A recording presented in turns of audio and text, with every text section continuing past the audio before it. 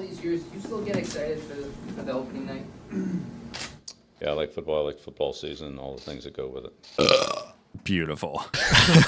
Welcome back to the Packie Run podcast. I am your host, Dan Mayotte. I have nothing creative to say today, but I am joined here with my co-host, AJ.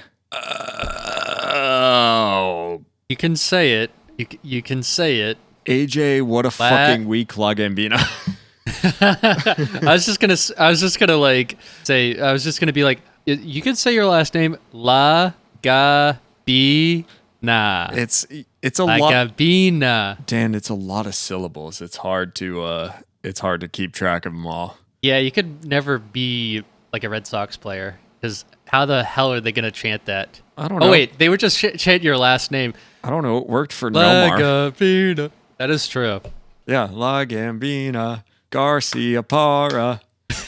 You can do it. I forgot to mention this. I forgot to text you this, but like I mentioned last week about that Derek Jeter docuseries. Yeah. Fucking Nomar is in it. Is he really? Yeah, Nomar is in it. They talk to him. Oh, all right. I know what I'm doing when I get off of this. What episode is it? Because I'm gonna skip straight to that one.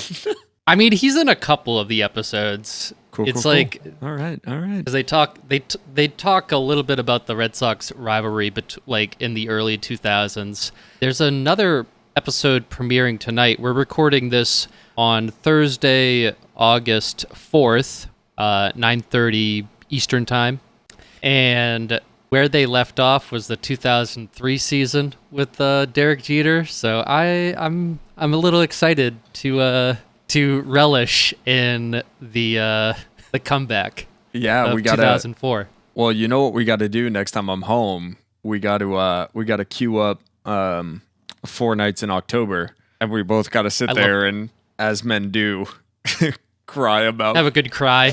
cry about previous sports teams. Have a good cry. Good cry sesh. Why not us, baby? Why not us? I you know what's funny?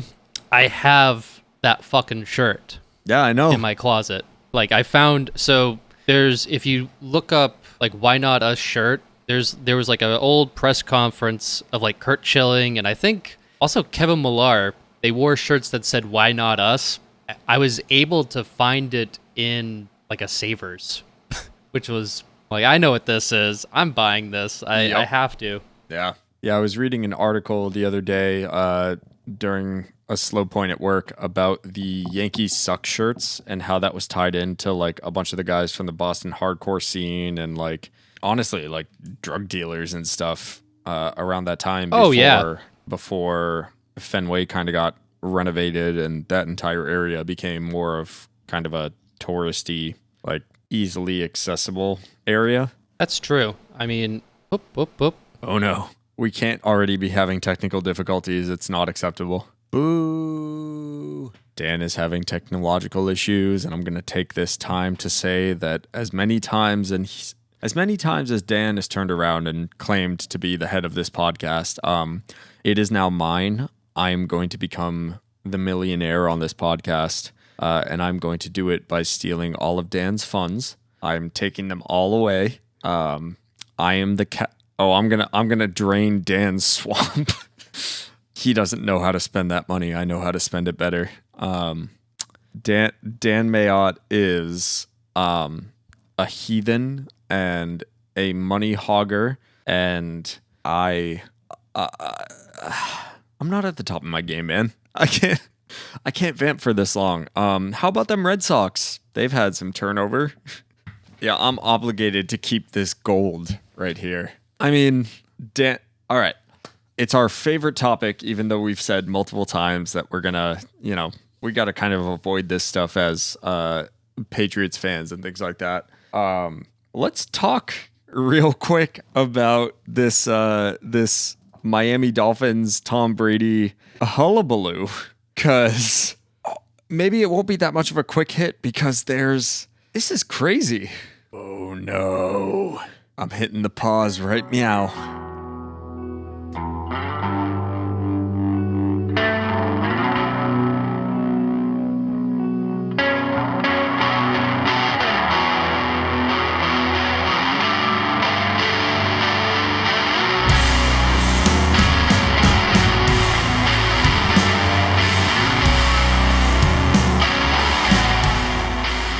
2, 1. Ah! All right, so technical issues come back to the Packie Run podcast. You gotta love that. Oh, yeah. We'll see what we can salvage from whatever the hell was recorded or not recorded or whatever. Dan has his sunglasses back because he's Joe fucking cool, apparently. Here's the thing. Here's the thing. Yeah, we ended up talking about Black Veil Brides and a bunch of other shit, and I'm sorry you guys missed it, but here we are. Anyways, let's talk about this Miami Dolphins Stephen Ross situation, because there's some fucking layers to it. So the Miami Dolphins were trying to get Tom Brady all the way back in 2019 when he was still under contract with the Patriots, apparently. Well, that, and also they were trying to get Sean Payton to coach him too. Yes, Sean Payton from the New Orleans Saints. I mean Saints. Yeah, it's New Orleans. What's wrong with New Orleans? Won Super Bowl with a quarterback that people for a time were trying to compare to Brady and Manning for starters. I mean, I love Drew Brees. Drew Brees was awesome. Brees was fine. Actually, Brees was more than fine. Brees was all the accolades to him. I get it. Great player. Oh, absolutely. But also, like, I still can't put him in the same pantheon. I would agree with that. But Sean Payton, great coach. And yeah, Miami just got hit with some pretty severe fines and regulations for tampering. And I had two main points about this story. The first one being how many scandals are going to happen in the NFL over the course of the next however many years that involve Tom Brady. That is true. I mean, I'm sure if we're looking at other great players who, like in the past, not just in football, but just in the past in like a vacuum, I think we know a lot about all these scandals with Tom Brady and the Patriots because, I mean, social media has a big part of it. Yeah. I mean, everything is out there, everything is open, everyone knows everything about everyone. But those Brian Flores allegations from earlier in this offseason, I mean, there was definitely some truth to it. And, you know, it was one of the saving graces? That fucking text message from Bill Belichick. So that was going to be point number 2, was everybody that's even a little bit plugged into the NFL is always making jokes about, well, Bill Belichick is playing chess, not checkers, compared to the rest of the league and everything else. How fucking funny is it that I'm not sure that that's the actual thing that like brought the House of Cards down or whatever. I don't think it is. How funny is it that the thing that started the whole Brian Flores, which got people to start investigating the Dolphins and everything else, how funny is it that the thing that started this was Bill Belichick texting Brian Flores and then being like, oh man, I'm sorry, wrong Brian.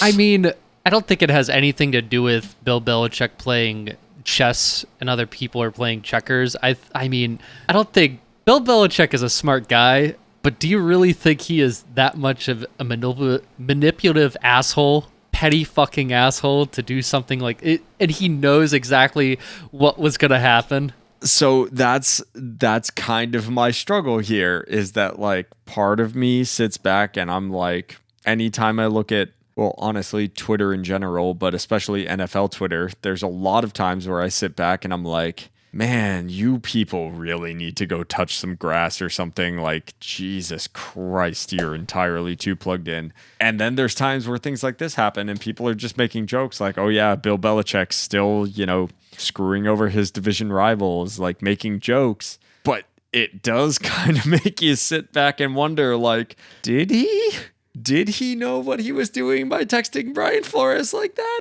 Like, I mean, and then the extra wrinkle. He might have known that Brady was talking to the Dolphins, which I would have been way more upset if he went to the Dolphins than if he went to the Buccaneers. Oh yeah, I would be pissed.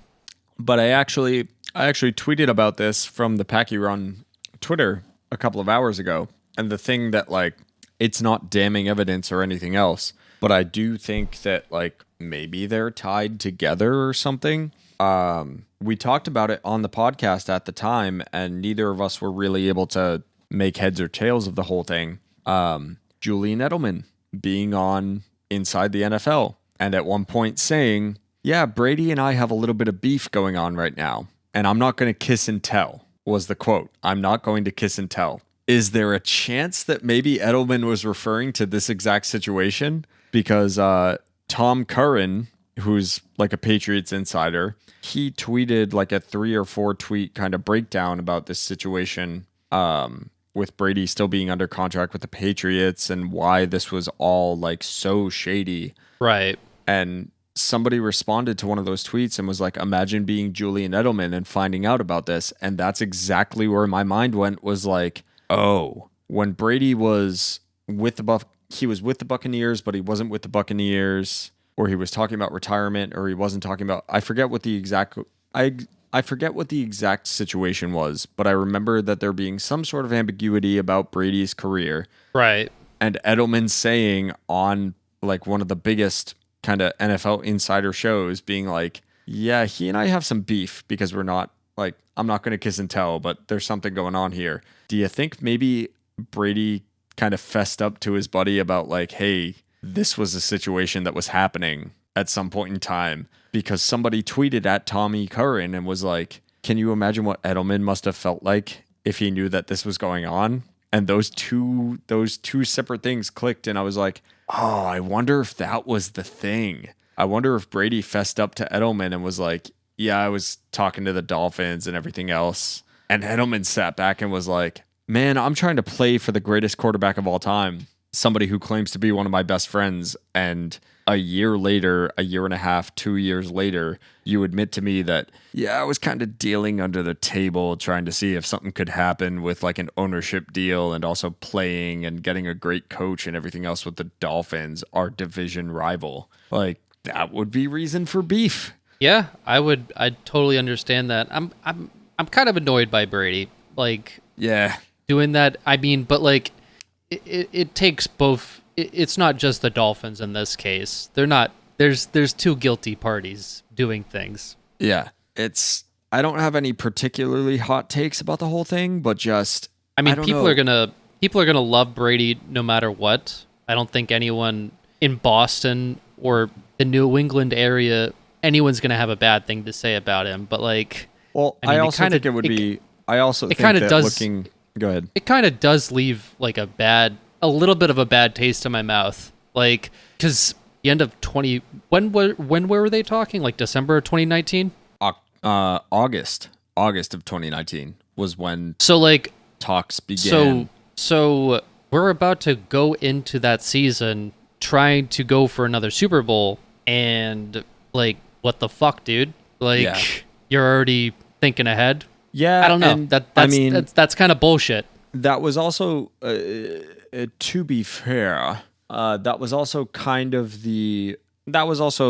arguably one of the heights of the Brady versus Belichick debate when Brady was still here. There was a lot of back and forth about, disparity in the locker room and everything else. He's eaten it most of the time, but he was no doubt getting the short end of the stick from the Patriots organization. Oh, 100%. There was like a phantom restructuring deal kind of thing that got announced and never actually happened with him with the Patriots. Like, it was one of my thoughts about the whole thing was like, okay, this situation reminds me a lot of Brad Marchand with the Bruins, where it's like, well, you love him if he's on your team, but you hate him if he's not. And you can see that divide with the way that, we sit back and look at Bill Belichick sending a text to Brian Flores. And as Right. Patriots fans sitting back and being like, oh man, this guy's a fucking evil genius. And then looking at Brady doing a not dissimilar thing and kind of sitting back and being like, oh, well, there's tampering rules and everything else. That's what I'm saying. I mean, I can't make heads or tails of it, really. I'm not an insider. I don't know what's going on. I mean, obviously tampering goes on. It goes on in every league. I mean, that's just normal. But like, fucking August, dude. Yeah. I don't know. Still love Brady, but that's a little annoying. Yeah, it's annoying. I can see it from multiple sides. I kind of get it, but also there are rules in place in this league and you can't do that. And good on the NFL for kind of pushing down on the Dolphins, but also I'd feel a little bit better if there was some sort of repercussions for Brady. Like there's two parties in this story. Oh yeah. And yeah, that's I know I said two at the top of this, but my three big takeaways are like, is Bill Belichick an actual evil genius? Because that's kind of funny. Number one. No. Number two, man, that's just annoying. Like, you're in a league, the rules are set there. Just do what you're supposed to do and don't pull shit like this. I mean, to play devil's advocate for some of the other teams that play us, we had Spygate, we had Deflategate, we had how many gates? Too many. To be fair, I mean, to be fair, just only playing devil's advocate. Although Deflategate was bullshit, and we all know that. Yes, we do. Spygate, you know what? Yeah, I eat get that it. one. I'll eat that one. That was not good. That was bad. We deserve. Yeah, we took our punishment. It's fine. Another big NFL news was Deshaun Watson finally getting handed down his suspension. 6 games. 6 games. Man. Seems a little light. Yeah. I here's the thing. It's not going. It's the NFL is going to fight tooth and nail to try to suspend him even longer. They want a full year or an indefinite suspension. Yeah. Yeah, like fucking tough. Yep. There's. Man, I don't like talking about him. I don't. Yeah. It just makes me. No, I don't like talking about him. Makes your skin crawl. Like. Just a terrible person. I mean, what is it? 26 allegations. I think so. Yeah. Yeah, 20 fucking 6 allegations. 6 games? It doesn't seem right to me. I don't know what is considered a fair punishment. I mean, to be honest, I would rather just not see him play. Yeah. I'm kind of good with that. Sorry, Cleveland. You out Cleveland yourself. Yeah. That is true. You Cleveland again. I just created a fucking verb. Yeah, you Cleveland yourself. Oh shit, I Cleveland myself. It's kind of dirty. I mean, Cleveland is a fucking dirty place. Yeah. I'm assuming. I've never been to Cleveland. Yeah, they got a reputation, and from the people I've met from Ohio, they kind of live up to it. I'm sure people from Ohio are nice. I've never. Oh wait, I have a coworker who's from Ohio. She's nice. Yeah, I don't. But well, that's another wait and see. I don't think it's going to be 6 games. I think the NFL is going to appeal it. Apparently, the NFLPA is now suing the NFL. It's a lawsuit fest. What a mess of an organization. I love it, but man, I mean, this shit is so messy. Between that and all the shit with like Dan Snyder, the owner of the Washington Commanders. Oof. Oh man, he should have.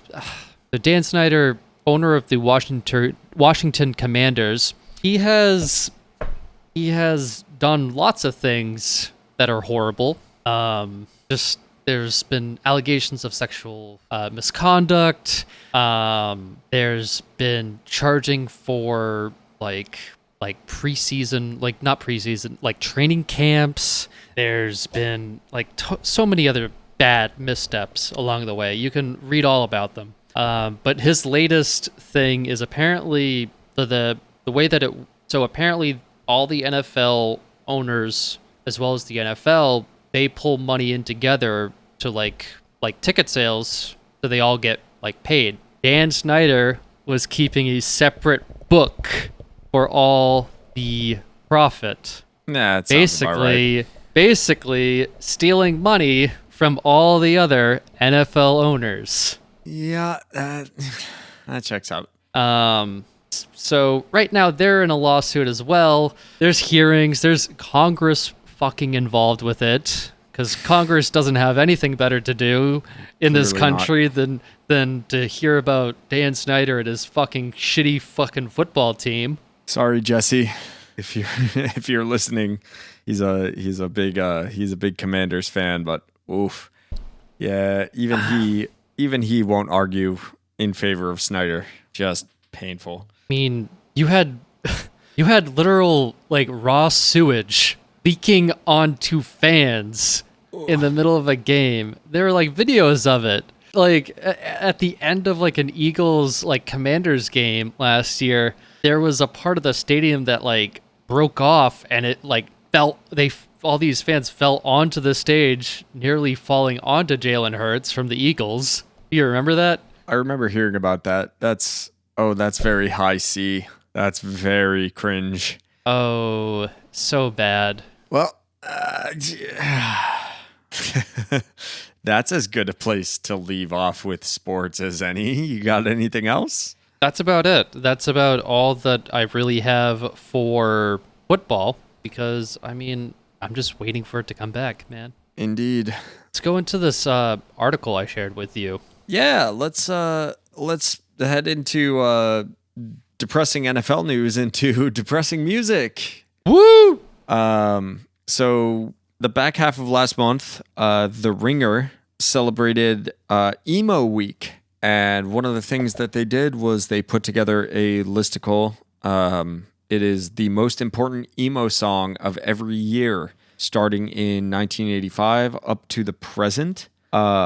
They dedicate each year gets its biggest emo song, and then they usually do an alternate. I think for the most part, we can probably go through and debate the first two options, the one that they write about, and then the alternate that they give. And then being, as much as we joke about the fact that we are ancient old men, we can probably, in the more recent years, come up with some alternatives for emo song of whatever particular year. Let's just go through, see what we got for opinions about each one, and yeah, follow along. The Ringer, look up the most important emo song of every year. That's the headline. Done by Ian Cohen, who's a fantastic writer. I follow a lot of his stuff on mostly Twitter, but he writes for Pitchfork and Brooklyn Vegan and a bunch of other places. And Ariel Gordon, who I don't really know.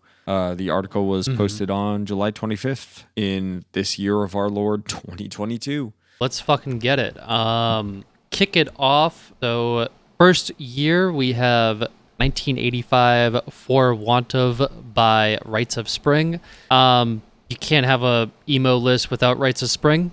That's all I got to say about that. I think it's a great choice. Yeah, it's a 37-year-old song. They go For Want Of Rites of Spring. The alternate, the runner-up, is Words Come Back by The Hated, a song that admittedly I don't know, but just like you said, like when you talk about emo in the broadest sense of the word, there's memes about it. There's, anybody who's plugged into kind of the alternative subgenres of music, it's a joke, Well, real emo started with the Rites of Spring, and Rites of Spring, There's like great that, band. Is that like copy pasta?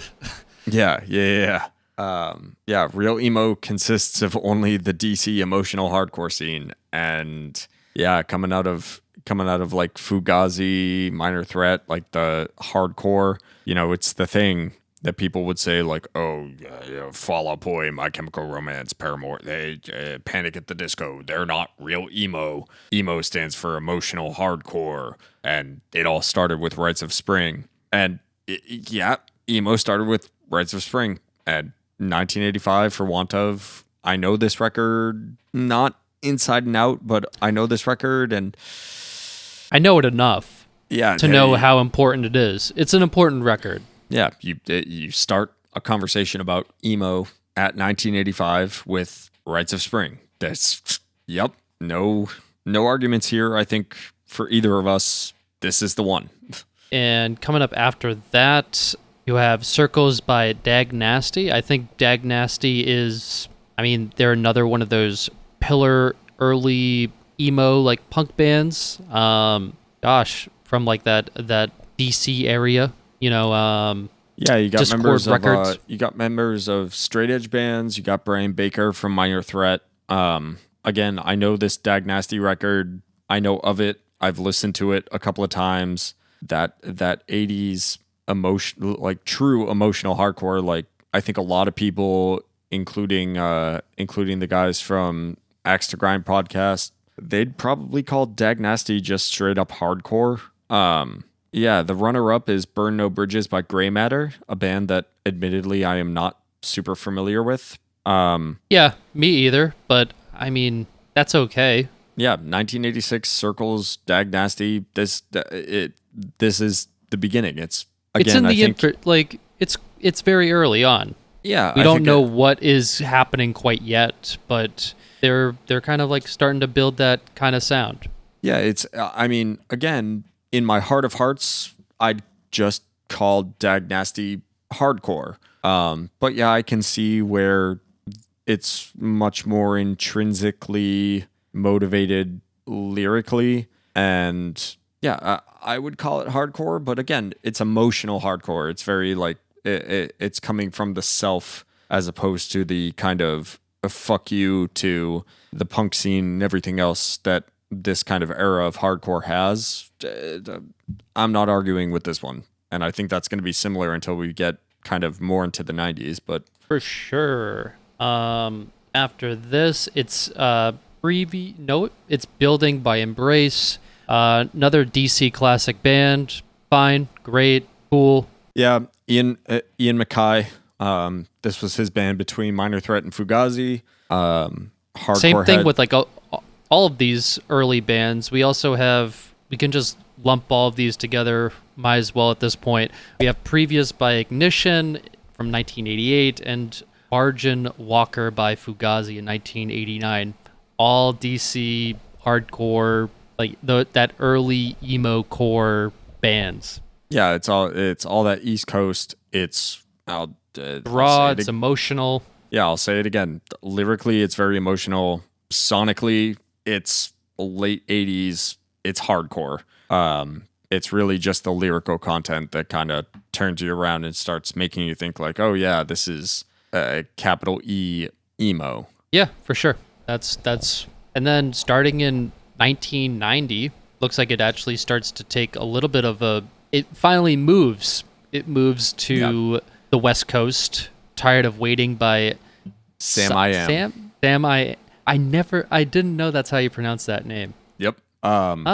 This is the first record that I'm like super familiar with. The little blurb about this talks about Gilman, which births all of the West Coast proto pop punk bands. You had Green Day, Rancid, Op Ivy, like all those like awesome bands from back in the day. Yeah, I'm not mad at this one. The runner-up is QTU by Fuel, a band that I admittedly just don't like. I like Sam I Am. I don't, they're not my first choice when I put them on, but they come up when the algorithms decide that that's kind of where I'm leaning on some sort of listening, and I'm never mad at Sam I Am coming up. No big hot takes here. I'm perfectly fine with 1990, the song of emo that year, being Tired of Waiting. Yeah.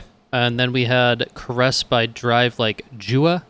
Yeah, this is a band that actually influenced, I think, a lot of the bands that we listened to during our time in Connecticut. So you don't get a band like Pine Grove without Drive Like Jehu. I've never known how to actually pronounce it. They mention it in the first sentence. Emo, alt country, grunge, college rock. There's so many of the Run for Cover bands that owe their kind of start to Drive Like Jehu being a band. The runner-up for this year, 1991, is Tools and Chrome by Jawbox. Again, a band that not super familiar with, but I got no arguments here. 1992, Chesterfield King, Jawbreaker. Love Jawbreaker. Man, they did a number they did a number on so many kids. And they even reference it in the little blurb here, like perhaps one of the earliest pop punk bands. Yeah, Jawbreaker is definitely like a proto pop punk band, I think. I mean, Hayley Williams covered them like 4 or 5 years ago or whatever, sitting in her bus playing really choppy acoustic guitar. You can't have a list without Jawbreaker on it. They have to be on this list. Very you have much to find the same a way way to put them on this list. Very much the same way that you can't talk about emo without talking about Rites of Spring. Like, there needs to be Jawbreaker here, and one of their earlier cuts makes absolute sense. And this is where you start talking about kind of the love songs and things like that, like the real, what most people today would think of as emotional songs, like emo songs. Jawbreaker, just so much of their catalog is like that. So perfect sense. 1992 Chesterfield King. A Quarter Mile Thunder by Engine Kid is the runner-up. I don't know much about Engine Kid, but I know the fuck out of Jawbreaker. They win. Jawbreaker rips. Next, 1993, we have Woolworm Indian Summer. I don't actually know this band or know this song, so... Yep, I'm in the same boat, and even the runner-up, I'm Back Sleeping by Moss Icon. And by the way, it's okay to not know some of these bands. They are some of them are very small, very localized in their scene. So, I mean... Well, and especially when you consider the time period that we're talking about, 1993, I mean, this was the war between Nirvana and Guns N' Roses. Oh, yeah. Like, anybody that's born even a couple of years after 1993, this is not something that you're really thinking all that much about, because you're probably in your whatever's on the radio phase. So yeah, Woolworm by Indian Summer might be good, might be terrible. I don't think either of us know. And I'm Back Sleeping by Moss Icon, I definitely don't know. So but I'll check it out. Next, we have In Circles, Sunny Day Real Estate, who are considered the forefather of Midwest emo. And yeah, this is a song that I am intimately familiar with. This was when Sub Pop kind of moved away from their more grunge Nirvana kind of money-making days and into, Sunny Day Real Estate. Nate Mendel from the Foo Fighters, their bass player, was on this record. In Circles is a great song. This album is a great album. It's not entirely my cup of tea, and a little too wittily to me. Yeah, it's not. It's proto American football. Like, this is the thing that leads to American football. Definitely, American football holds my attention better than Sunny Day Real Estate ever really has. But I've got a couple of their records. I have a couple of their 7-inches. There's no argument. I've never heard of What Kind of Monster Are You by Slant Six, which is the runner-up for this year. In Circles by Sunny Day Real Estate. I know this song very well. I love this song. I mean, when you think quintessential emo music, that's a band you have to talk about. Exactly. Next, we got Captain and Jazz, Little Big League. That's the song, 1995. Yeah, they're kind of those forefathers of like the Twinkle Daddies. Twinkle Daddies. The Twinkle Daddy sound. Which it's a little hard to describe, but it's just like the little, I don't know, like it's a lot of tapping on the fretboard and the like intricate like kind of guitar parts with like weird scream. Like, I don't know, like there's a lot of variations to it. There's no direct sound, but I mean, I never got into Captain and Jazz. They were a little too much for me, but I respect them. You have to add them on a list like this. Yeah, no problem. The runner-up for this year is Rodeo Clown by Lifetime, and I would put Lifetime and Captain Jazz in the same. They're in the same wheelhouse. I prefer Lifetime. Yeah. If somebody was like, who would you want to listen to? Lifetime is fucking so sick. Well, and I mean, especially once we get into the early 2000s, like none of those big like top 40 quote unquote emo bands exist without Lifetime. So they absolutely deserve. I'm not. It's a toss up whether or not they deserve this particular spot, but they deserve talk in this particular realm. To put it into context for people that are into this kind of music, you don't get The World is a Beautiful Place and I Am No Longer Afraid to Die. I would argue you don't get Pianos Become the Teeth or Touche Amore. Some of like the wave bands that happen. You wouldn't get Tiny Moving Parts. Tiny Moving Parts is a great call out too. To an extent, American football doesn't really get to where they are without Captain Jazz. It's very it's super focused on technical guitar playing, and that is, it's 20 years down the line that the Captain Jazz kind of thing really hits home for people in a way that's not to sound cynical, but profitable. You don't get the Run for Cover records or the Top Shelf records or the No Sleep records rosters without Captain Jazz coming in and doing the thing that they did. So Captain Jazz, for the influence in 1995, yeah, I get it. But I prefer Lifetime. Yeah, I'll take Lifetime over Captain Jazz anytime. Next, we got 1990. Whoop, were you going to say something else? Nope, you're good. All right, we have 1996, Johnny on the Spot, Texas is the Reason. For those of you who don't know Texas is the Reason, they are title fight before title fight. If I had to sum it up in like a couple words. I think that's spot on. Texas like is the Reason is... It's an oversimplification of that.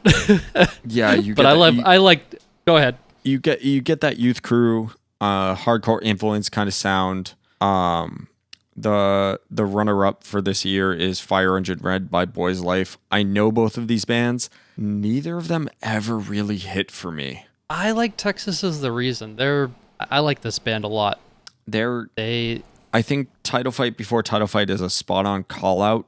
Gun to my head, I'm taking Title Fight over Texas is the Reason. Oh, same. Absolutely. Same. But you don't get to Title Fight without Texas is the Reason. So... And Jawbreaker. Yeah, definitely. And yeah, I understand and respect their place as, the front runner of that year on this list. But Boys Life in Texas is the Reason. Sonically just never did it for me. I'd say give them another chance. But 1997, Red and Blue Jeans, The Promise Ring. Yeah. No question. Absolutely no question. I love The Promise Ring. That's a good record. Just if Nothing Feels Good is such like a frenetic, like ADD kind of record. Yeah. Like this is where you really, again, very influential on the kind of emo that you and I really kind of grew up with. But yeah, just that raw, like we're still in this era where emo was just indebted to hardcore bands. So you still get a lot of that energy, and it manifests in different ways as far as like the sonics are concerned, but you can definitely draw the line between like old head punk and hardcore straight up to The Promise Ring. And for that reason, yeah, Red and Blue Jeans over Tinfoil by Rainer Maria, which I've heard that record. Fine. I'm not taking... I completely agree with the article here. I'm not taking Rainer Maria over The Promise Ring. It's not happening. No way. Not a shot. 1998, Chinatown, Jets to Brazil.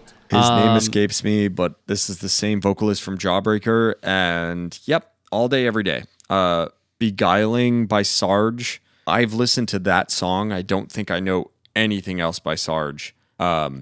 Jets to Brazil is the embodiment, I think, of lyrical emo. As much as I'm kind of a younger man, and I would say that one of the absolute best kind of emo lyricists is those first few years of Pete Wentz and Fall Out Boy, just with the twists and the lyrics, like the way that he could do things. Yeah, Jets to Brazil, and even to an extent, Jawbreaker before them just did it even better.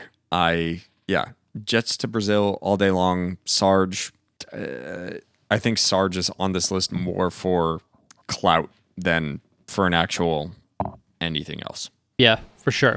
Oh boy, we got 1999, and honestly, this year had some heavy hitters. You had Clarity by, what is that, Jimmy Eat World? Yep. Something to Write Home About by the Get Up Kids. Through Being Cool, which had that record. Saves the day. Saves the Day. Look Now and Look Again. Who was that? I'm going to look that up. Look Again. Oh, Rainer Maria. And then Chaos Is Me. Oh boy. We're coming off like posers.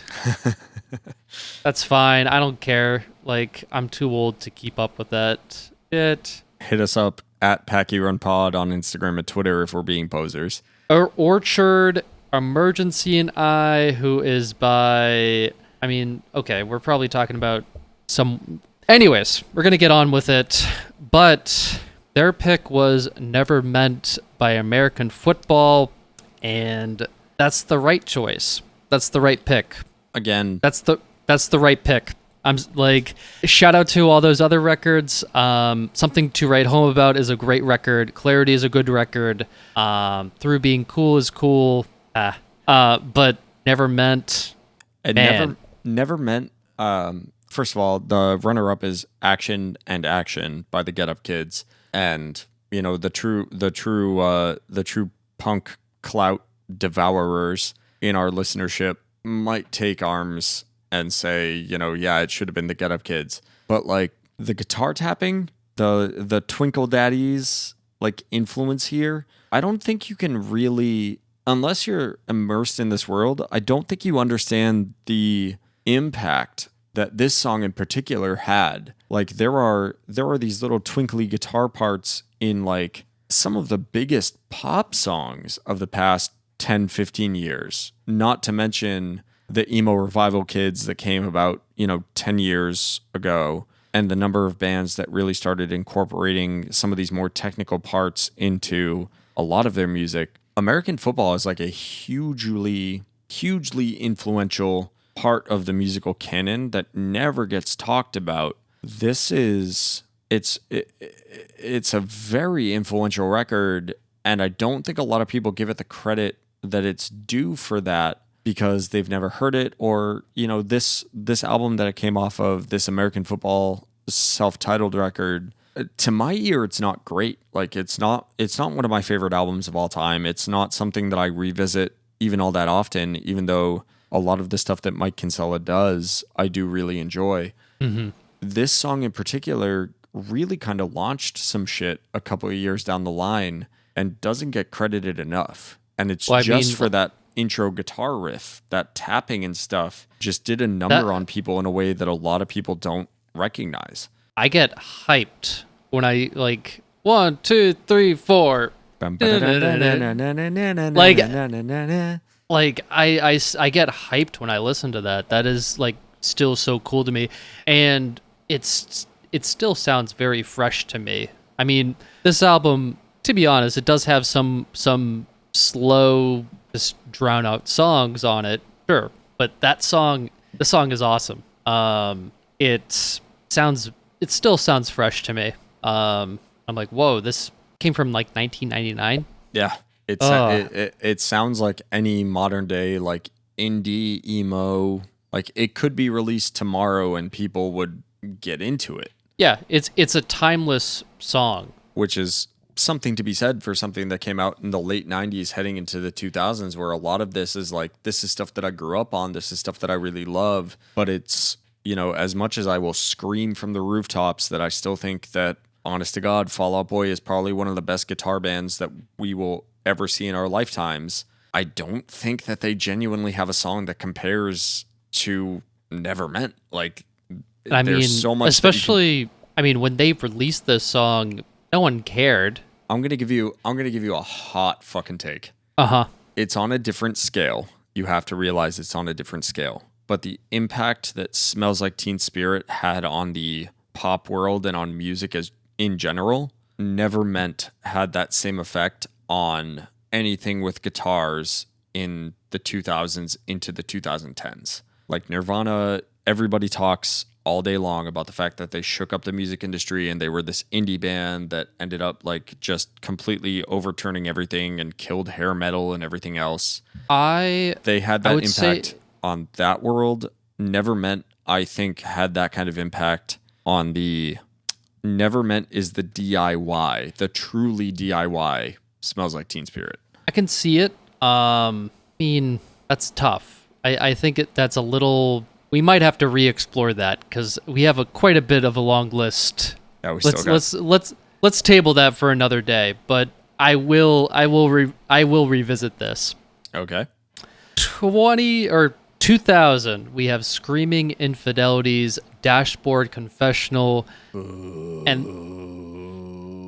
I never got into Dashboard Confessionals. I don't really have a opinion on it. However, this is where emo starts to take a little bit of a shift. This is when it goes from, I mean, this is a noticeable difference in just 1 year. Like, Neverment by American Football, that was not mainstream. It was huge it was not even huge in the underground. American Football didn't even get their just due until several years later when a bunch of bands discovered them and realized, oh yeah, I really like this band, I'm going to be influenced by them.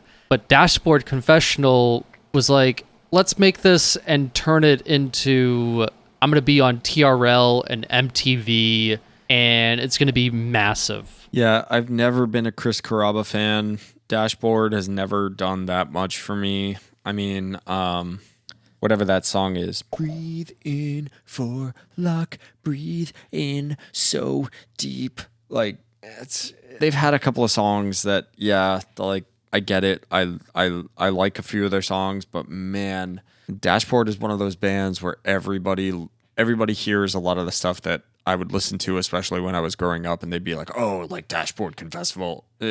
Dashboard Confessional is like the grandfather of all this shit." They're kind of like they're the grandfather of like that TRL, MTV. Like they walked so Fall Out Boy could run. Kind of, yeah. I would argue the Get Up Kids did that more for Fall Out Boy than Dashboard did. Well, Get Up Kids gave Fall Out Boy the sound. Dashboard gave them the blueprint on how to be a big band. Yeah, I think speaking more broadly, Dashboard is to emo the way that Green Day was for punk. Like, Dashboard is the band that you listen to and you're like, oh yeah, I listen to emo music. And like Dashboard's like the gateway kind of band. I think Green Day did a lot of the same thing for like punk in general, where you would for sure. Like, American Idiot comes out and you're just like, oh yeah, fucking punk rock, man. Yeah, I'm into punk. And then you start actually listening and you're like, oh wow, like Green Day really watered down punk, to be honest. Yeah. But like, there's room for all of that. I think it's funny that the runner-up for this year is Orchid, which is like, Orchid is way more dissonant than any of this kind of stuff. So I Am Nietzsche by Orchid being the runner-up is super funny. I like Orchid a lot. If I remember correctly, Orchid has like black metal influences. Like, Orchid is way on the opposite end of the spectrum from Dashboard. For sure. Yeah, I have tried many times. I don't give a fuck about Dashboard. If I'm in the mood to listen to something that Dashboard could give me, I'm just going to go to Jimmy Eat World. Which, that's a funny way to transition, but 2001, The Middle, Jimmy Eat World. Again, I say boo. I mean... I get it. It's not really musically, yes, it does have that emo sound. Lyrically, nah. Everybody knows The Middle. That's the song. They get Jimmy Eat World gets classified as a one-hit wonder by a lot of people because of this song, and I get it. It's a massive hit. It's a bop, man. I get it, but like, especially on this album, Bleed American is front to back one of the most perfect albums, I would argue, of all time. It's a perfect example of like early Pro Tools, like early computers coming into music production. Like they make use of a lot of those sounds that you could only get with computer generated manipulation on a record, but it's so definitively like it's done to tape. You get these beautiful, warm guitar parts, and the vocals sound like vocals because there's not a lot of tuning. You can tell that there was a lot of time and attention taken to getting the right take for every song. Like Bleed American is a beautiful, beautiful record. And I say boo because it's just a shame that like this is the song, like the title track or Sweetness or a praise chorus. Let me ask you this. Would you pick At Your Funeral over The Middle? At Your Funeral by Saves the Day. That is the runner-up. If I was going for punk points, I would say yes. In reality, no. I mean, The Middle is the one. I get it. Like, I'm not a big Saves the Day fan. I think At Your Funeral is the more like, yeah, I'm part of the scene kind of answer. Yeah. I think The Middle has to win out, but how is it that The Middle is the big song when you have a song like Sweetness? Like that big sing-songy chorus, that back and forth where it's clearly meant to be like played in front of a crowd. Like, so good song, maybe just like the wrong choice there. I think it's the wrong choice from that album, but I get why it is the choice because it's the song that everybody knows by them. But oh, it's incredible. It's one of the best songs. It's one of the best songs from that era. Get It Faster is maybe the best song from that year. I mean, and you know, the middle is it's the pop hit. I get it, but I'm mad at it. Dan. I don't want it to be. Is this the first time you're looking at this list, or did you look at it beforehand and you've just been like stewing over it? I've looked at it a couple of times. I remember when they posted this, I read through the whole like emo week thing on the Ringer. But it's just reminding me of just you've just been stewing. I understand. I really do. The Middle is the song. Let's move on to happier thoughts now. I'm just gonna cut you off right from there. Okay. 2002, Cute Without the E, Cut from the Team, Taking Back Sunday. Yeah, no question here. The runner-up is Taste of Ink by The Used. I get it. I'm not the biggest Used fan. When The Used hits, they hit hard. I love that song. I loved that band when I was younger. I still like that band. I can still listen to them, but this is the song. When Burt McCracken hits, he hits hard. But The Used was nothing, especially in later years. The Used was nothing compared to Taking Back Sunday. And honestly, we talked about it last episode when you talked about going to see Taking Back Sunday live. Like, yeah, this is a song that has like a transcendental effect on people. You hear those opening chords, those weird ass fucking jazz chords that open this song, and I mean, it hits a little bit harder considering the personal relationship struggles that I've gone through. It's a little bit sad that I still identify with this song the way that I do, because there's a lot of times where I look at Taking Back Sunday songs, especially from these first two albums, where it's just like, man, this is kind of sophomoric, like misogynistic, overdramatic whatevers. For sure. But I'll be damned if I don't hear Your Lipstick is Color, Don't Bother Angel. I know exactly what goes on. Boom. I'm in it. I don't care. I'm just dancing. I'm singing. The Used didn't stand a chance in 2002. This is the song. Yeah. 2003, Singles Over the Air by Thursday. I never got into Thursday. That is like a band I don't have a strong opinion on this song. I know a little bit of Coheed and Cambria, not my thing. Yeah, so the runner-up... So I'm just going to let you talk this up. The runner-up is A Favor House Atlantic by Coheed and Cambria. I'm right in the same boat with you. I had some very good friends growing up that were very big into Thursday, I never got it. I never got it. I never liked the vocals. I never liked the production. I appreciate it a lot. I know a lot of bands that we listen to right now that trace back to what Thursday was doing. It was Thursday and like Seosin were the two bands where I never truly got it. Seosin I liked a little bit more than Thursday, but it just never hit. Yeah. So I'm gonna give this pick for 2003. I'm giving this pick another boo because A Favor House Atlantic. Again, not the biggest Coheed fan. I appreciate Coheed a lot more than I appreciate Thursday. A Favor House Atlantic is a perfect pop punk song from like a definitively prog rock band. And the fact that A Favor House Atlantic is the runner-up doesn't sit entirely well with me. It should have been Coheed. Yeah, I've tried, man. I've tried. Thursday doesn't do it for me. Yeah. There is an interesting thing to note that there were no doubles on this list. Like, no double bands for multiple years. Like, I mean, I would have taken a song off of Take This to Your Grave by Fall Out Boy. Yeah, I think considering how big the ringer is... But I'm also incredibly biased. Yeah, I'm right there with you. I think for the year 2003, I think Take This to Your Grave, which I actually listened to today at work.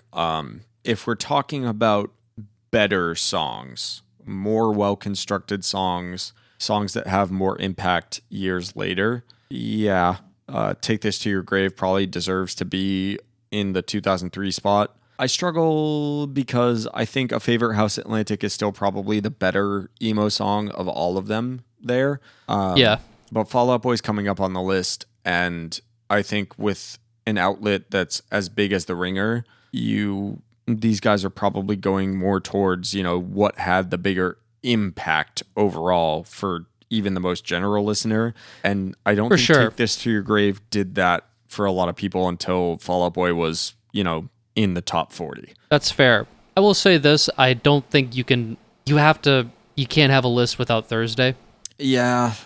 I think Thursday is well deserving on this list. I know they did a number on so many people. It never hit for me, but yeah. Next up, 2004, Helena by My Chemical Romance, and the runner-up is Ohio for Lovers by Hawthorne Heights. This is a good record. I like My Chem a lot. Would I have chosen this song? No, I probably would have chosen I'm Not Okay. Which gets a shout out in the blurb here. Yeah, Hawthorne Heights never did it for me. They were the runner-up.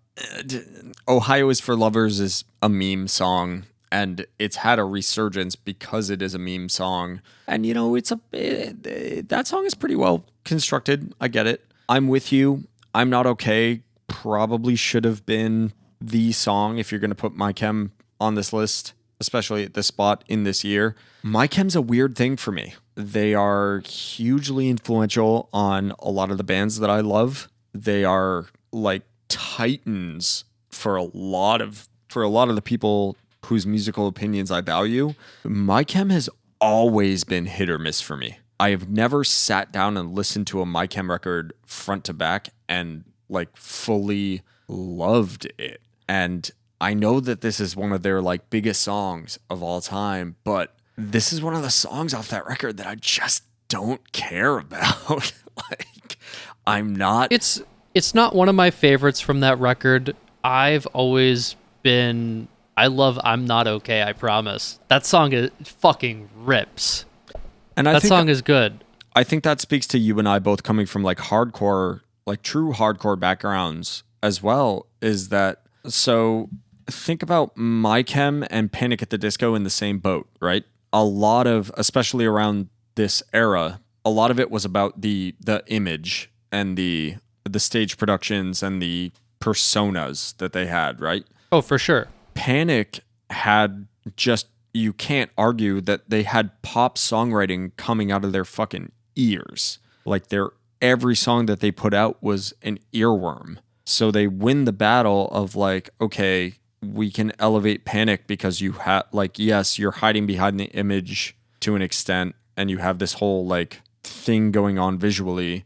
My Chem was doing that first, but My Chem didn't have the pop writing. Like that first Panic record is so chock full with all of these little lyrical runs and everything else. My Chem didn't have that. They had the image and they had a couple of songs, and I'm Not Okay was the thing for them. And Helena obviously was huge for them, but they didn't have an entire album worth of like, holy shit, I can listen to this song 4 times in a row and not get sick of it because I'm going to find something new. Yeah. So I get why Helena's here. Ohio is It's for important. Lovers is Puff. Yeah. 2005, Sugar We're Going Down, Fall Out Boy, and then I was just doing a little bit of some searching, and the runner-up on this is the only difference between Martyrdom and Suicide is press coverage, and I was like, I wonder where like I Write Sins is Write Sins Not Tragedies, and it's the same album. I wonder why that was not chosen as the runner-up instead. I think Personally, I don't. Go ahead. I think the only difference between Martyrdom and Suicide was the first single. I Write Sins was the big single, but I think because the only difference was the lead-off single from that album, if I remember correctly. I mean, I don't think that's not important in the grand scheme of things now, sitting back in 2020. I think I Write Sins Not Tragedies should be there in replacement. Yeah. And honest to God, coin flip, I mean, I don't think you can go wrong with either. Like, if someone said, I prefer this over that, I'd be like, cool. Like I think you can't go wrong with either one of those songs. Yeah. I think Sugar We're Going Down deserves the spot for this particular year. This is, I mean, at this point, it's classic rock. I mean, every band on Broadway here in Nashville is playing Sugar We're Going Down. There's not a single person, country fan, emo fan, rock, hardcore, like everybody knows this song. Everybody to a certain extent appreciates this song. And again, not to bring up the Nirvana reference, but like this was the last kind of like Nirvana moment I think that we're probably going to see in our lifetimes. Like it's 4 power chords make up that guitar part right at the beginning. Yeah. You get that drum intro and just everybody knows this thing, and it doesn't matter what kind of crowd you're in, you're going to hear that guitar intro and you're going to go, yeah, am I more than you bargained for yet? And everybody's going to slur their words the way that Patrick Stump did at that time. And it's okay. You're in a bar. It's fine. This song is still massive. This song is still like everybody knows it. Everybody knows how to sing along to it. And not everybody knows the word mausoleum, which is still a miracle that they managed to fit that into a pop song. Yeah, that is kind of incredible. This song came out of nowhere, propelled this band. Like 4 hardcore kids from Chicago end up being like the biggest pop band in the world for a couple of years.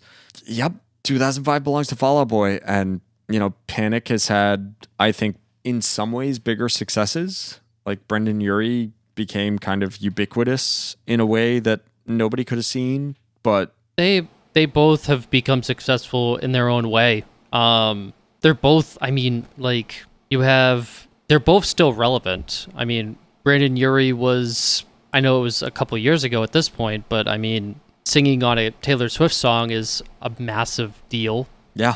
That's a big deal. Fall Out Boy is still one of the biggest bands in the world. I mean, they're still touring stadiums. Name another guitar band. Yeah. Fuck, man. Yeah. Yep. Tiebreaker goes to Fall Out Boy for that one. That was the breakout. That's still the big one. You can't Again, argue. I think you can't go wrong with either one. In my heart of hearts, I'd say Sugar We're Going Down for me. Yep, I'm right there with you. 2006, Here in Your Arms, Hello, Goodbye. Runner-up Weirdly is ahead of its time. I don't really know that song, to be honest. And then there's Curse of Curves by Cute Is What We Aim For. These are both like, this is when it turns into like the scene. Yeah. This is like that beginning phase, but a little bit of a weird timeline. I'm going to be honest. I fucking hate Cute Is What We Aim For. That was the worst part of that neon, like pure volume scene. I don't. I know it was a huge song. I don't think they deserve to be mentioned anywhere, honestly. Fair enough. I don't have an opinion on either one of these, so I'm just gonna I'm neutral on this one. I just want to move on to 2007, to be honest. Yeah, the only thing I'll say is "Here in Your Arms" by Hello Goodbye. You get this overtly like auto-tuned lyric kind of deal, which granted Panic was doing all over that first album. But this song by Hello Goodbye is like a precursor to a lot of really like the pop almost rock, but not really rock. Here in Your Arms definitely had an influence on a lot of the stuff that we were listening to in the back half of the 2000s up to 2010. I still listen to the song for every sure. once in a while. I get it. It's a very, very good pop song. They reference Believe by Cher in the Really? blurb here. Yeah. And yep, right on the money. It has a very similar feel to that. It's still like they were an emo, not even like really emo, like they were the kind of indie rock band in the way that we think about indie rock in 2022. Like they were ahead of their time in a lot of ways with this album. There's not a lot on the album that really catches my ear, but this song, yep, I get why it's here and I appreciate it. For sure. 2007, we got a heavy hitter, and I don't think there's much debate. There's no real discussion here. Misery Business by Paramore. Runner-up, Check Yes Juliet by We the Kings. While that is a good song, yeah, no chance. Yeah, no. I like that song, but no chance.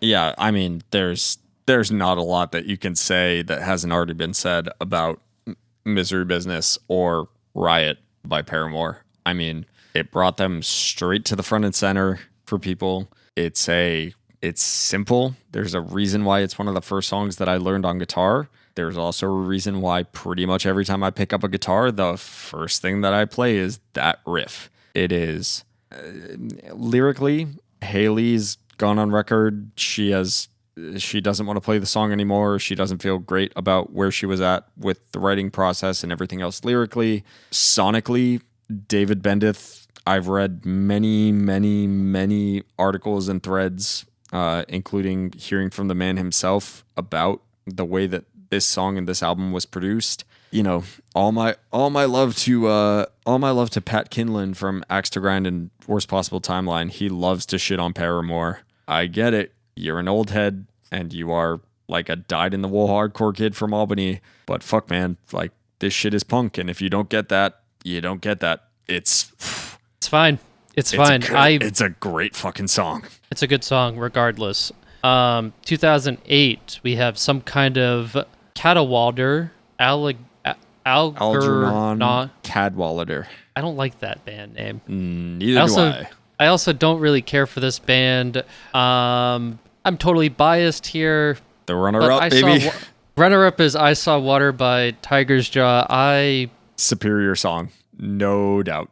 I mean, I think that album is flawless. Yep, this one earns a boo for me because, man, Tiger's We're Jaw, also incredibly biased here. I mean, we are. Superior bias coming through here, but yeah, that first Tiger's Jaw album, that self-titled Tiger's Jaw album, that did a number on anybody that listened to it that was, 16, 17, 18, probably. What year is it? 2008? Yeah, 2008. Yeah, right around that time. Yeah, I think that's when a lot of us discovered Run for Cover Records and that kind of collective of record labels and bands and everything else. Philly really started to take hold on all of us. I don't even want to talk about Algernon Cadwallader. Tiger's Jaw. They're still... Yeah. They signed a major label contract like 6 years ago or something. Tiger's Jaw fucking rips, man. Fuck. Shout out them. All day long, I'll take I Saw Water. Or for those of you that have listened or watched Tuesdays with Tay, I Saw Wobbles. Oh, great. With that now, we're actually getting to the part where we actually this is kind of the start to us getting into this shit. Yeah. 2009, we have On a Sleep by Touche Amore. God damn. No arguments. Next. I'm Have... But go ahead. First of all, runner-up is Keep What You've Built Up Here by Empire, I Was a Lonely Estate. What a fucking band name. Never been a big fan of that band, but just for the name itself, they're cool. I've seen them live once or twice. Always appreciate them. Much love to those guys. If you're between the ages of 21 and 36, 37, if you don't appreciate the lyric, I'm losing sleep, I'm losing friends, gotta love-hate love with the city I'm in.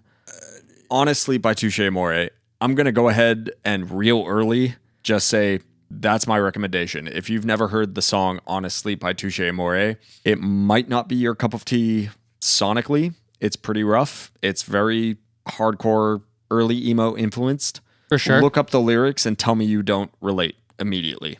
Next. We have Pile No Pile Pile by Brave Little Abacus. Abacus. I remember hearing about this band. Man, I never heard of this band. I don't think I've ever given them more than 4 or 5 minutes of my time. Sure. Well, this seems like a deep cut. It definitely is a deep cut. So is Snowing, but at least I know of Snowing. Exactly. I've definitely listened to Snowing, but that's another deep cut. Let's move on. Constant Headache by Joyce Manor, 2011. Runner-up, we have King Park by La Dispute. One of the first gigs that you and I ever went to together. For sure. One of the first 3, I think. And we've talked about this band quite a bit. Yeah, this is awesome. This is a great song. Off their self-titled record, I believe. Yeah, this is off their self-titled. It's interesting. You can see the progression here. We went from really hardcore to like kind of punk to more indie to like kind of like mainstream pop punk to right back to like starting with like Touche Amore. We went back to the roots of it with the hardcore, back to, and then back to, there's a lot of layers to this, but this is going back to the 90s punk part of it with like Jawbreaker, essentially. Yeah, I mean, I would urge anybody listening to go back and find, I know that we've done at least one album, like track by track about Joyce Manor. Go back and listen to that to get kind of a lot of our thoughts about this particular band. The runner-up is King Park by La Dispute, and I don't think anybody can ever... La Dispute's done a lot of interesting things, but that band is forever going to be tied to I Think I Saw You in My Sleep, Darling. And... I mean, they have a proper place in it. They deserve a seat at the table. Yeah, absolutely. But they're just... I don't think they're ever going to get past that particular thing, whereas Joyce Manor... I think is a severely underrated member of the still touring, still ongoing kind of punk scene of, you know, here and now. And Constant Headache is the song from them. For sure. 2012, we have Tibet Pop Stars by Hop Along. So, and first things first, before you get to the runner-up, because you and I both want to talk about the runner-up. I know it. I mean, we've already talked about the runner-up as a band a while, for a lot of times. But Hop Along just immediately brings me back to riding buses from University of New Haven to downtown New Haven to get out to Quinnipiac. Like, this was my high school into college girlfriend's, like, big discovery. It was her first time that I think it was the first time that she really brought me, like, a band that I was really, like... oh, I've never heard this before. So Hop Along brings me back. I appreciate it. But once again, my rating for this in the year 2012 as the emo song is a resounding boo, because the runner-up is the song Covet by Basement. I prefer to listen to Basement every single time, but I'm also incredibly biased. So boo me, and we named our college record label after Basement EP. We went to go see Basement multiple times. It was one of those first 3 shows that Dan and I ever attended together. I got to tell you, Basement wins out here. Color Me in Kindness is a classic record. That song is just a masterpiece of punk, indie, underground production, guitar music all day long. I would have picked Basement as the front runner in this particular year, but also Hopalong's fucking sick. So, okay. They were the Shout indie out them. darlings. I get it. 2013, we have Getting Soda by The World is a Beautiful Place and I Am No Longer Afraid to Die. And then the runner-up is Medic by Foxing. And to be honest with you, I don't think you can go wrong with either one of these songs. I think they're both great. I think they had their impact. I know both of those songs very well. I wouldn't be mad at either of them. I'm not mad at either of those choices. Yeah, I don't think Foxing ever hit me the way that The World is a Beautiful Place did. But I definitely I saw The World is a Beautiful Place. I got to witness firsthand, especially at their peak right around this time.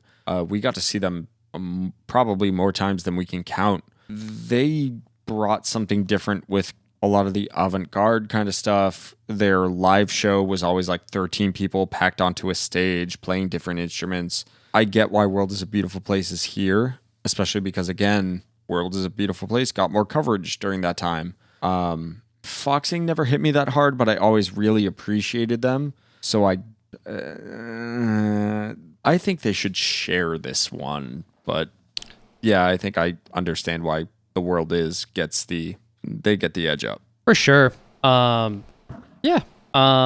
Moving on. 2014, an introduction to an album, The Hotel Year. And then the runner-up is Your Graduation by Modern Baseball. And, ooh, gun to head.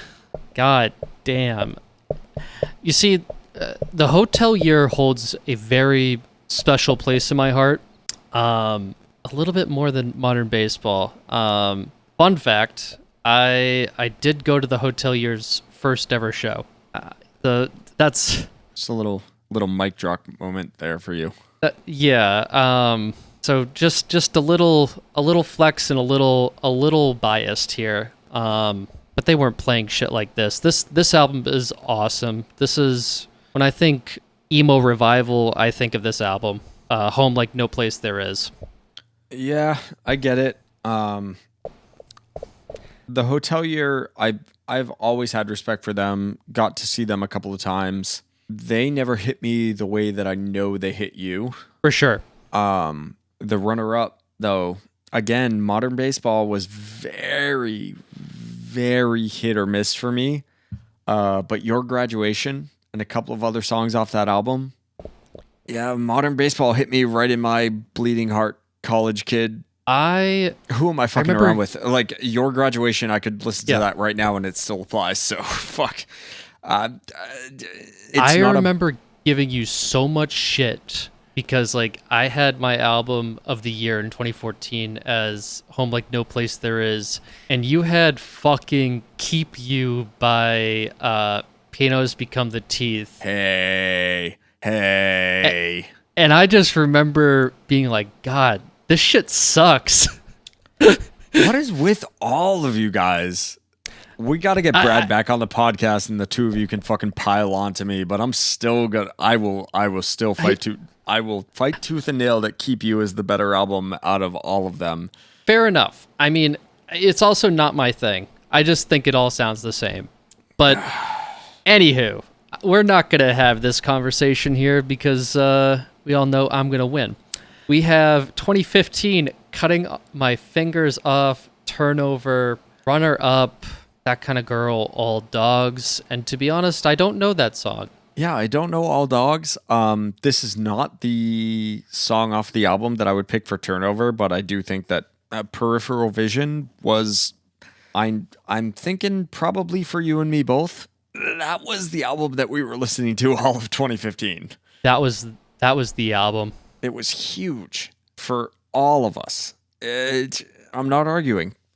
Peripheral Vision by Turnover all day long. Absolutely.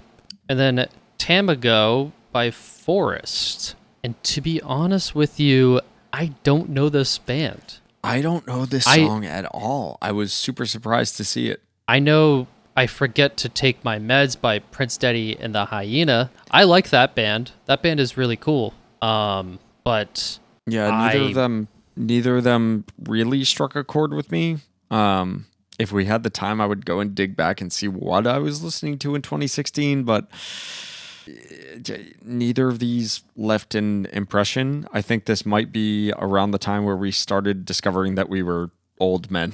Yeah, it's interesting. I wonder, like, did they keep off certain bands because of bands being canceled? Because, I mean, there are quite a bit of emo bands who have been canceled in, like, the past couple of years. Like, we have obvious ones like Brand New. We have Sorority Noise. Well, so that was my first thought when it came to 2016 I believe that was the year that Brand New finally put out new music for the first time since like 2019 or 2009. But also, like, I mean, if we're talking about like when did Devil and God come out in 2003?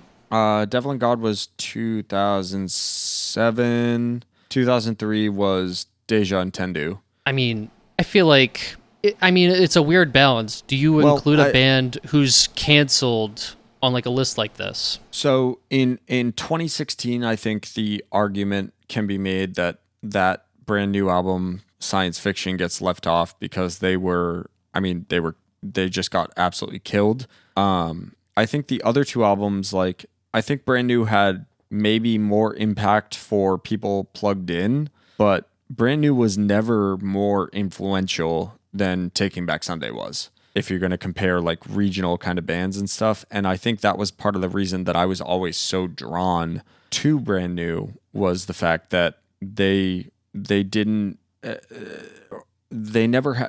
had like the mainstream kind of appeal of, and I say mainstream with a lowercase m, they never had the appeal that a lot of the other bands, like a lot of their contemporaries, did, but they still managed to sell out like amphitheaters and shit. So yeah, I mean, Brand New fair probably enough. should be somewhere on this list, but I don't think it's that big of a deal that they're not there.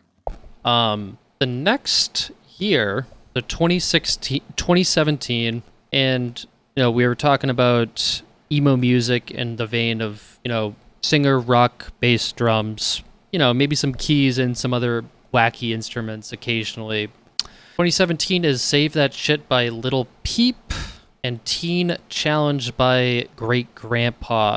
Now, I don't think people like me and you were necessarily into this. I mean, but arguably, is it emo? Yeah. I'm not gonna say no to it. I think it's fine. I'm fine with it. Yeah, I'm not an emo purist. Like, I think obviously like everything is always evolving, and it's why I'm so supportive of someone like MGK doing his thing now. Like, I think this is cool. I think Little Peep, I don't know Little Peep's music that well, rest in peace, but I mean, maybe I will have to give it a deep dive. Yeah, I'm in the same boat. Just I never really gave Lil Peep the time of day. I know that he was super influential for a lot of people. Teen Challenge by Great Grandpa. Also, no idea really. No big thoughts or anything. I just know that like a lot of the shit that came out of Lil Peep's passing, even to a band as big as like the 1975, where he gets a shout out, like, he had to be doing something right, but I've tried a couple of times. It's not for me. I don't care. For sure. And then let's just speed through these last couple of remaining ones. We have the opener by Camp Cope. Camp Cope is another Run for Cover band. A lot of these 2010 bands are on Run for Cover. Camp Cope's sick. Never really topped any lists for me, but yeah, Camp Cope is sick. Runner-up for that year is Life by Awake But Still in Bed, a band that I've never really cared about. So next. Bedroom Community, Glass Beach. Great band. Runner-up was Dr. Hoomst by Origami Angel. I don't know that much about Origami Angel, but man, that Glass Beach album that came out on Run for Cover, cool as hell. Modern day My Chemical Romance. The kids should be tuned into that. Cool. In October of 2019, we're now talking about 2020. This is this song. Your Arms Are My Cocoon. I don't know this project. I don't know this song. Neither do I. I know the runner-up, Slit by Stay Asleep, or Stay Inside, excuse me. Like, they're pretty good. But yeah, I don't really have a good opinion on it, to be honest. Yeah, neither do I. Assisted Harakari by Home Is Where. Again, tangentially related to some stuff we listen to. Meh. That's the best that I can come up with for an opinion. Just meh. 2021 Search Party by Jane Remover. Assisted Harakari by Home Is Where. My bad. Oh yeah. I again don't have any opinions on there. Moving on to 2022. We're out of touch with the children, Dan. Well, we know this one. The last one is this year, and it's In April by Anxious, who we did a deep dive on their album recently. Go check that out. I love Anxious, but fuck, where is Title Fight? Ooh, yeah. I mean, there's a lot of bands who didn't make this list. Yeah. If it wasn't 12 o'clock at night, I'd say let's go into that, but Felt. the boy has to go to sleep soon. I get it. We do know the runner-up, funny enough. We know them quite well, actually. Like, they were in the same Connecticut scene. I played a dozen shows with them back in college. They've been a band for years now, so hey, good to see that they're doing well, and they're getting on some lists like this. So shout out them. Yeah. All right. Ego Death by Foxtails. Yeah, Anxious is a fucking sick band. I'm sorry, guys. I love you. I listen to the album quite frequently, but I want Title Fight back. It just makes me miss Title Fight. And Foxtails is cool. It reminds me of my Connecticut days. Definitely a band worth checking out if you're into anything that we've just talked about. But and I'm still caught up on where the fuck in the world is Title Fight.